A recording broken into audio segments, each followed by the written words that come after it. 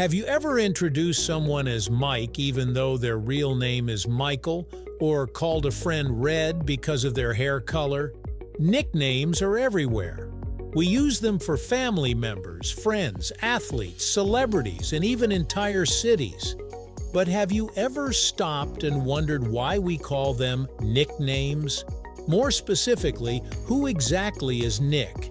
And why does he seem to own every nickname on Earth? It sounds like there should be a person behind the word, but the truth is far stranger and much older than most people realize. Today we will uncover the surprising linguistic accident hidden inside one of the most common words in the English language, right here on History of Simple Things.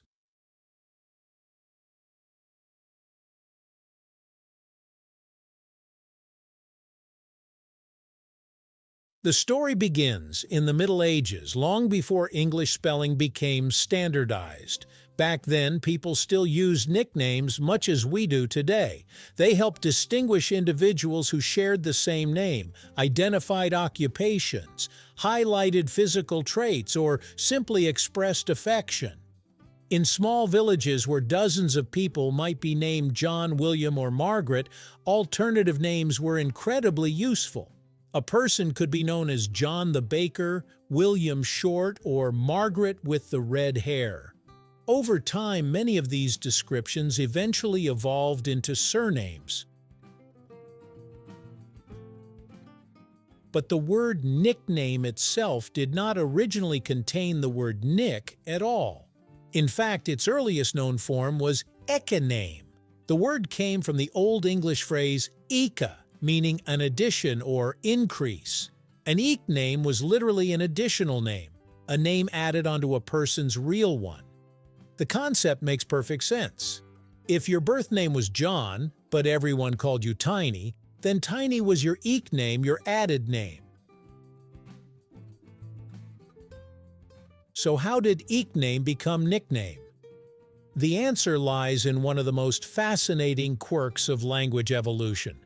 During the Middle Ages, people often spoke words together so quickly that the boundaries between them became blurred.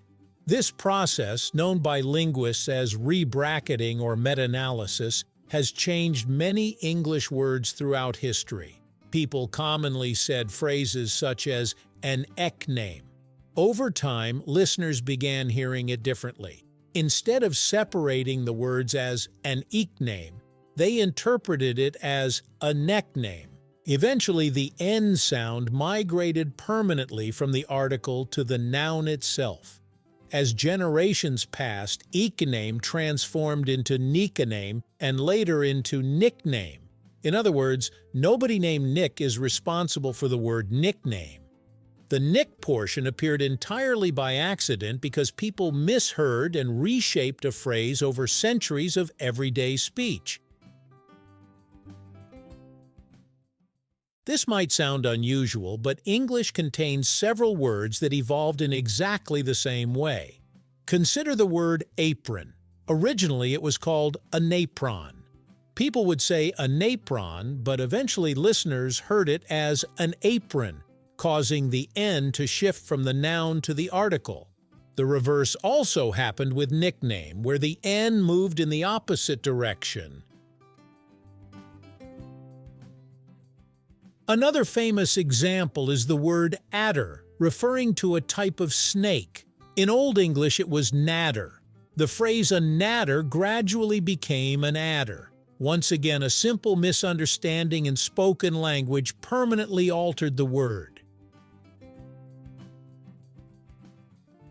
These examples reveal something important about language.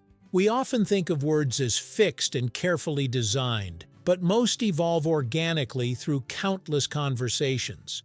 Small misunderstandings repeated over generations can reshape an entire language. Of course, while the word nickname has an unusual history, nicknames themselves are even older. Humans have been creating alternative names for thousands of years. Ancient civilizations used descriptive names to identify people with similar names, recognize achievements, or indicate social status. In many cultures, nicknames became so common that some individuals were better known by their nicknames than by their birth names. History is full of famous examples. Alexander the Great wasn't born with "the Great" attached to his name. It was an honorific nickname recognizing his extraordinary military accomplishments. Similarly, rulers, warriors, and monarchs often acquired descriptive titles such as the Conqueror, the Wise, or the Lionheart. Even today, nicknames serve many purposes. Some express affection, like calling someone buddy or sweetie. Others highlight personality traits, physical characteristics, or memorable experiences. Sports teams and military units frequently use nicknames to build identity and camaraderie. Entire cities have nicknames as well. New York is known as the Big Apple, while Paris is often called the City of Light. Interestingly, nicknames can reveal a lot about human psychology. They create familiarity and strengthen social bonds. When someone gives you a nickname, it often signals inclusion within a group. That's one reason nicknames are so common among friends, families, classmates, and co-workers. They help transform formal relationships into personal ones. Modern technology has also created new forms of nicknames. Online usernames, gaming handles, and social media aliases function much like traditional nicknames. They may not be given by friends, but they still act as alternative identities that people use in daily interactions. In a way, the ancient practice of adopting additional names continues to evolve alongside modern communication. So the next time someone asks why we call it a nickname, you can surprise them with the answer. There was never a mysterious person named Nick who inspired the word. Instead, it began as Ekename, meaning an added name. Through centuries of ordinary speech, the phrase "an Ekename" gradually transformed into a nickname. What seems like a straightforward word today is actually the result of a linguistic accident preserved across hundreds of years. Thank you for watching. If you have suggestions for our next video, feel free to share them in the comments below. We'll be sure to give you an acknowledgement for your contribution. Thank you for joining us on this journey through the history of simple things. Don't forget to like, subscribe, and stay tuned for more stories woven through the smallest details.